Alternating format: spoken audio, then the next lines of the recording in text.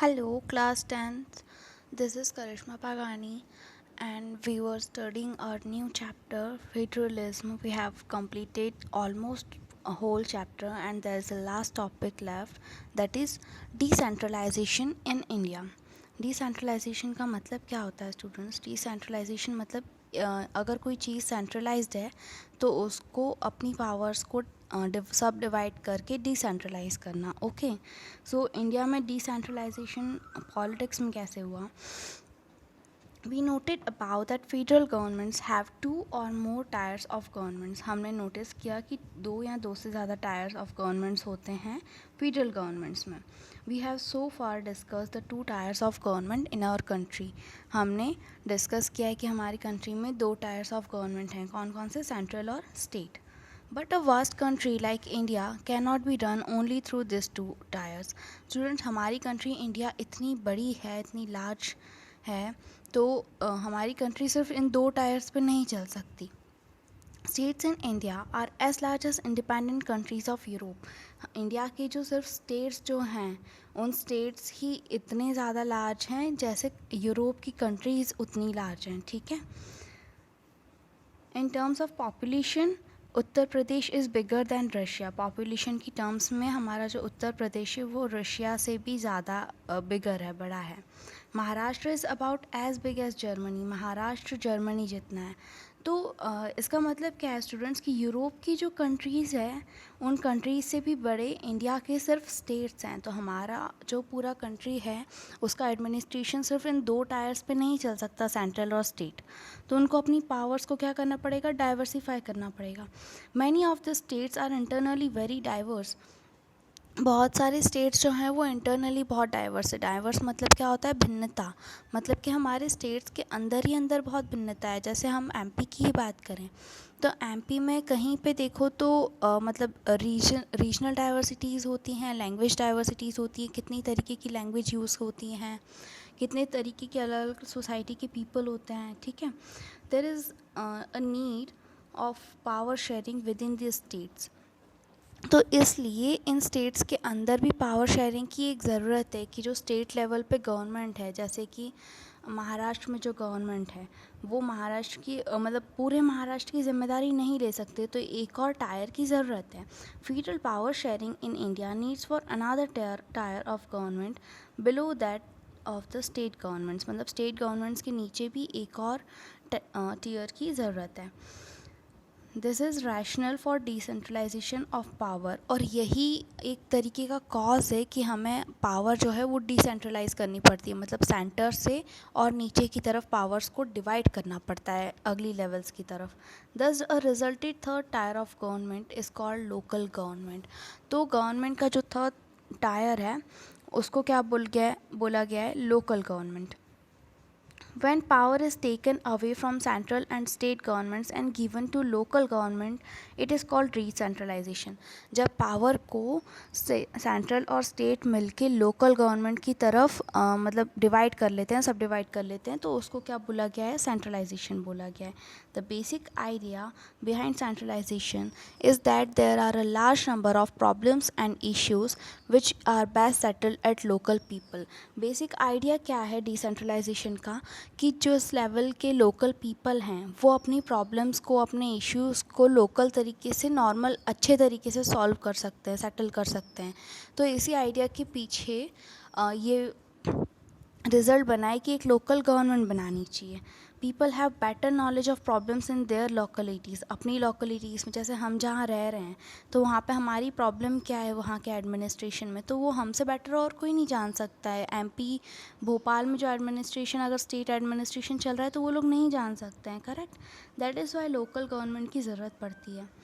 They have also better ideas on where to spend money and how to manage things more efficiently. उनको ज़्यादा idea रहता है कि कहाँ पे पैसा खर्च होना चाहिए और कहाँ पे मैनेजमेंट ज़्यादा अच्छे तरीके से हो सकता है. Besides, at the local level, it is possible for the people to directly participate in decision making. अब लोकल लेवल पे डायरेक्टली जो नॉर्मल पीपल है वो भी डिसीजन मेकिंग में पार्टिसिपेट कर सकते हैं. ठीक है. जैसे कि हम देखते हैं कि स्टेट गवर्नमेंट में अगर शिवराज सिंह चौहान है, ठीक है, अभी फ़िलहाल राइट नाउ, तो वो अगर सितम्बर के लिए कोई डिसीजन ले रहे हैं तो उससे हम लोग अपना डायरेक्टली पार्टिसिपेशन नहीं दे सकते हैं, करेक्ट। जबकि इधर लोकल गवर्नमेंट अगर कुछ डिसाइड कर रही है तो हम अपना डायरेक्ट ओपिनियन रख सकते हैं क्योंकि हमारी लोकेलिटी के लोग हैं। Okay, this helps to inculcate a habit of democratic participation. और इसकी ये जो लोकल गवर्नमेंट है इसकी वजह से हमें क्या हेल्प मिलती है कि हम डेमोक्रेसी में पार्टिसिपेट कर सकते हैं, उसकी हमें आदत हो जाती है। Local government is the best way to realize one important principle of democracy, namely local self-government. Local government सबसे अच्छा तरीका है कि हम जो principle of democracy है local self-government उसको हम अच्छे से समझ पाएँ, उसकी इम्पोर्टेंस को समझ पाएँ। तो ये जो एक पैराग्राफ हमने पढ़ा है इसमें यही चीज़ें बता रखी है कि why there is need of a third tier in India. The need for decentralization was recognized in our constitution. और इसलिए ये जो नीड है इसको रिकॉग्नाइज कर लिया था हमारे कॉन्स्टिट्यूशन में कि अब हमें डिसेंट्रलाइजेशन की नीड है, ज़रूरत है। Since then, there have been several attempts to decentralize power to level of village and towns.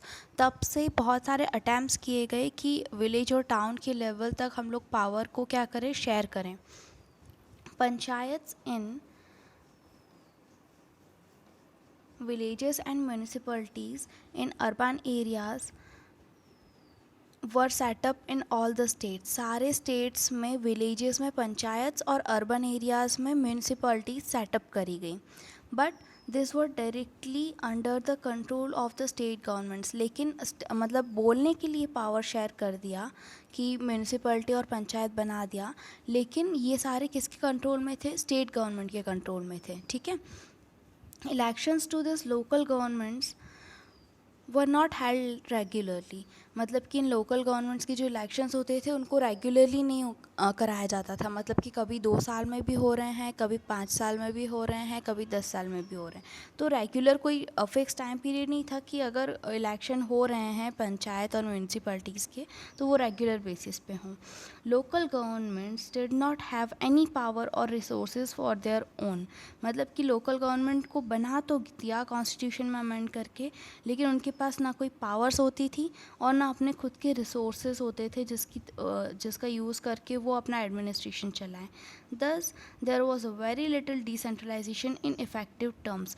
मतलब डिसेंट्रलाइजेशन तो था लेकिन बहुत कम तरीके से था और इफ़ेक्टिव नहीं रहा। इफ़ेक्टिव मतलब कि ज़्यादा बेनिफिशियल नहीं रहा। A major step towards decentralization was taken in 1992. The constitution was amended to make the third tier of democracy more powerful and effective. Students, यहाँ से जो हम points पढ़ने वाले हैं, these are the amendments of decentralization in our constitution in 1992. तो ये आपका direct question बन सकता है। Please be understand that इस पॉइंट्स में मतलब कि इस अमेंडमेंट में क्या क्या चेंजेस आए थे, क्या ऐसा बड़ा स्टेप्स थे जो डिसेंट्रलाइजेशन को और ज़्यादा पावरफुल करने के लिए, इफ़ेक्टिव करने के लिए हमने अपने कॉन्स्टिट्यूशन में चेंजेस किए थे, ठीक है। Now it is constitutionally mandatory to hold regular elections to local government bodies. अब मैंडेटरी हो गया था, मतलब ज़रूरी हो गया था कॉन्स्टिट्यूशन की तरफ से कि रेगुलर इलेक्शंस हो लोकल गवर्नमेंट बॉडीज़ के लिए। Seats are reserved in the elected bodies and the executive heads of these institutions for scheduled castes, scheduled tribes and other backward classes. मतलब SC, ST और backward classes जितनी भी हैं उन सब के लिए सीट्स रिज़र्व हो रहती थी इलेक्टेड, मतलब किस किस की पोस्ट पे, एग्जीक्यूटिव हेड्स मतलब इन इंस्टीट्यूशन के हेड की पोस्ट पे और इलेक्टेड बॉडीज़ की पोस्ट पे, तो इनकी सीट्स रिज़र्व रहती थी। At least 1/3 of all positions are reserved for women. Women के लिए सारी positions का 1/3 part reserved रहता था. An independent institution called the State Election Commission has been created in each state to conduct panchayat and municipal elections. एक institution जिसको क्या बोलते हैं, State Election Commission. तो State Election Commission बनाया गया था हर स्टेट का अपना अपना स्टेट इलेक्शन कमीशन होता था और वो किसको कंडक्ट करते थे, पंचायत और म्यूनिसिपल इलेक्शंस को। ठीक है, पंचायत और म्यूनिसिपल इलेक्शंस मतलब रूरल एरियाज़ में पंचायत होती थी और अर्बन एरियाज़ में म्यूनिसिपैलिटीज़ होती थी। तो उनकी इलेक्शंस हेल्ड करने के लिए हर स्टेट ने अपना अपना स्टेट इलेक्शन कमीशन बनाया था। The state governments are required to share some powers and revenue with local government bodies. State governments को जो भी रेवेन्यू टैक्सेस मिल रहे हैं और पावर्स मिल रही हैं वो उनको लोकल गवर्नमेंट बॉडीज़ के साथ शेयर करनी पड़ेंगी। यहाँ पे लोकल गवर्नमेंट बॉडीज़ मतलब कि यही पंचायत और municipalities. The nature of sharing varies from state to state.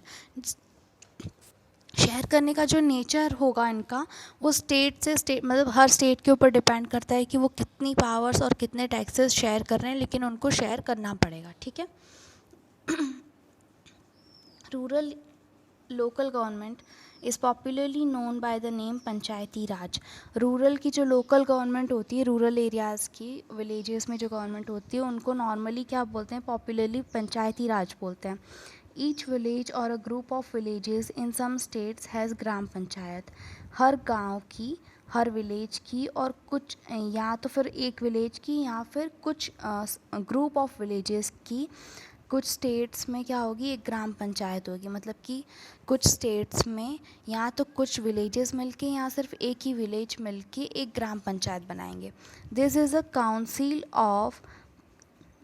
Consisting of several ward members.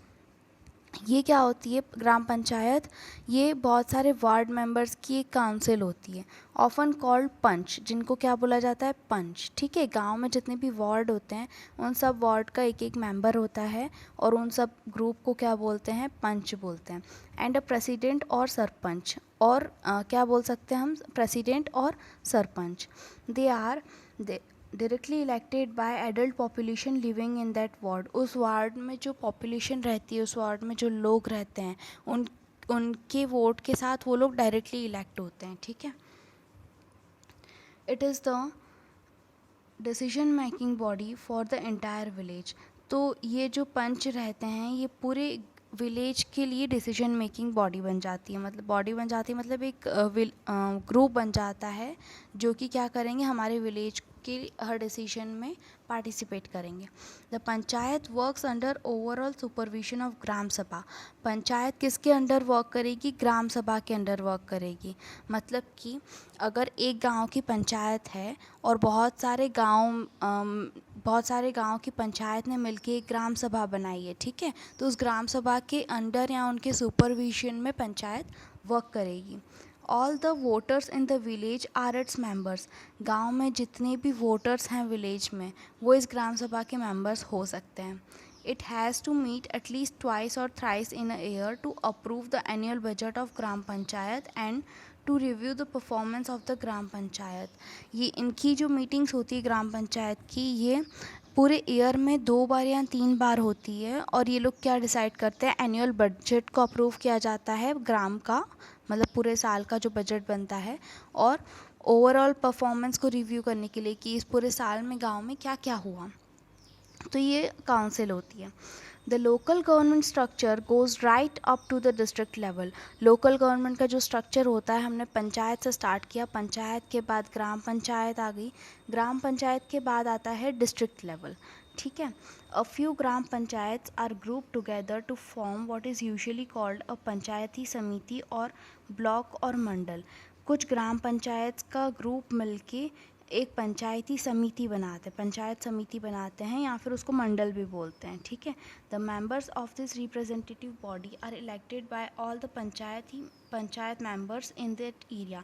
जितने भी पंचायत मेंबर्स होते हैं उस एरिया में, तो उनके रिप्रेजेंटेटिव, मतलब कि ये पंचायत समिति और मंडल जो भी बोलते हैं हम, ठीक है, तो मंडल की जितने भी रिप्रेजेंटेटिव्स हैं उनको इलेक्ट कौन करता है, वहाँ की जितनी भी पंचायत के मेंबर्स हैं वो इलेक्ट करते हैं। All the panchayat samitis or mandals in a district together constitute the zila परिषद।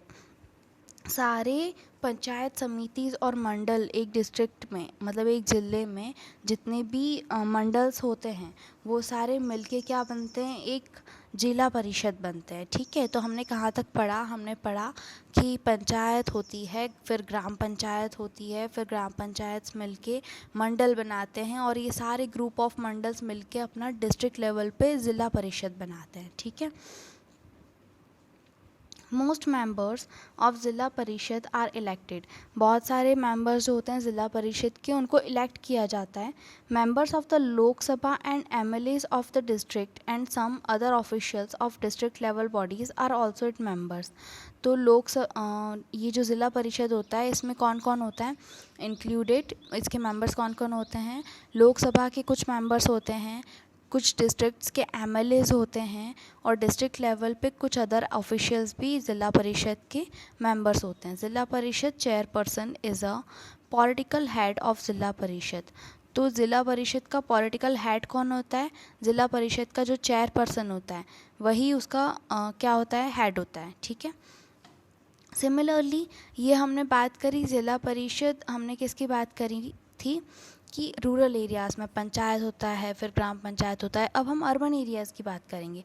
Similarly local governments bodies exist for urban areas as well. Urban areas में लोकल गवर्नमेंट बॉडीज़ कैसी होती हैं? वहाँ पर होती है municipalities. Municipalities are set up in towns. Towns में सेटअप होती है, मतलब छोटे छोटे शहरों में। Big cities are constituted into municipal corporations. और जो बड़े शहर होते हैं उनमें म्यूनिसिपैलिटीज़ की जगह क्या होती है? म्यूनिसिपल कॉरपोरेशंस होती हैं। तो ये म्यूनिसिपैलिटीज़ और म्यूनिसिपल कॉरपोरेशंस दोनों साथ में मिलके वर्क करते हैं। ठीक है, both municipalities and municipal corporations are controlled by elected bodies consisting of people's representatives। ये दोनों elected bodies के कंट्रोल में रहते हैं, जो कि लोगों ने मिलके रिप्रेजेंटेटिव बनाए हैं, लोगों ने जो इलेक्शन में इलेक्ट किए हैं स्टेट लेवल पे। तो म्यूनिसिपैलिटीज़ और म्यूनिसिपल कॉरपोरेशंस किनके द्वारा? उनके द्वारा कंट्रोल में रहते हैं। Municipal chairperson is the political head of municipality. Municipal का जो चेयरपर्सन रहता है वही म्यूनिसिपैलिटी का हेड होता है। In a municipal corporation such an officer is called the mayor. मतलब कि हमने म्यूनिसिपैलिटी में देखा चेयरपर्सन जो होता है म्यूनिसिपल का वो हेड होता है पॉलिटिकल, और म्यूनिसिपल कॉरपोरेशन में मतलब बड़े शहरों में उनको क्या बोला जाता है? मेयर बोला जाता है। ठीक है, जो हेड ऑफिसर रहता है उनको क्या बोलते हैं? मेयर बोलते हैं। The new system of local government is the largest experiment in democracy conducted anywhere in the world। तो ये लोकल गवर्नमेंट का जो नया सिस्टम है ये डेमोक्रेसी का एक नया एक्सपेरिमेंट था, और पूरे वर्ल्ड में ये कहीं पे मतलब कहीं पे भी इतना बड़ा पॉलिटिकल एक्सपेरिमेंट नहीं हुआ है कि एक ऐसी गवर्नमेंट भी होनी चाहिए। There are now 36 lakh elected representatives in the panchayats and municipalities etc। अब हमारी कंट्री में 36 लाख रिप्रेजेंटेटिव्स हैं जो कि पंचायत और म्यूनिसिपैलिटीज़ मिलके चला रहे हैं पूरी इंडिया की। ठीक है, ऑल ओवर द कंट्री, पूरी कंट्री में। This number is bigger than the population of many countries in the world. पूरे वर्ल्ड में जितनी भी कंट्रीज़ हैं, मतलब जितनी भी कंट्रीज़ नहीं, कुछ कंट्रीज़ की पॉपुलेशन से भी ज़्यादा रिप्रेजेंटेटिव्स इलेक्टेड है हमारी सिर्फ पंचायत में और म्यूनिसिपैलिटीज़ में काम कर रहे हैं। ठीक है, constitutions status for local government has helped deepen democracy in our country. Constitution का जो स्टेटस है हमारा लोकल गवर्नमेंट का, उसने हेल्प किया है कि हमारी कंट्री की डेमोक्रेसी को और भी डीप कर दे। It has also increased women representation and voice in our democracy. हमारी डेमोक्रेसी में वुमेन का रिप्रेजेंटेशन इंक्रीज़ भी किया है और उनकी वॉइस को भी बढ़ाया है इस लोकल गवर्नमेंट के अमेंडमेंट ने। ठीक है, at the same time there are many difficulties. इसी के साथ मतलब कि कुछ अच्छाई भी हैं तो कुछ डिफ़िकल्टीज़ भी हैं। While elections are held regularly and enthusiastically, gram sabhas are not held regularly. जब इलेक्शंस रेगुलरली होते हैं तो ग्राम सभास रेगुलरली हेल्ड नहीं होती हैं। ग्राम सभा हमने देखा था 2 या 3 साल मीटिंग होनी चाहिए, एक साल में 2 या 3 बार मीटिंग होनी चाहिए, तो ग्राम सभास रेगुलरली नहीं होती हैं। Most state governments have not transferred significant powers to local government. दूसरी प्रॉब्लम क्या है कि बहुत सारे स्टेट गवर्नमेंट्स ने अपनी पावर्स को लोकल गवर्नमेंट के पास ट्रांसफ़र नहीं किया है। पूरी पावर्स मतलब जितनी उनकी मिलनी चाहिए उतनी पावर्स नहीं शेयर करी है। nor have they given adequate resources, ना ही उन्होंने जितने रिसोर्सेज चाहिए उतने रिसोर्सेज दिए हैं. We are thus still a long way from realising the ideal of self government. इसीलिए हमें अभी आइडियल सेल्फ गवर्नमेंट बनाने रियलाइज़ करने के लिए बहुत लंबा रास्ता तय करना बाकी है. So this is all about your chapter 2 federalism. Students try to attempt these questions at least and try to understand the links of the topics of this chapter, and we have completed this chapter today. All the best.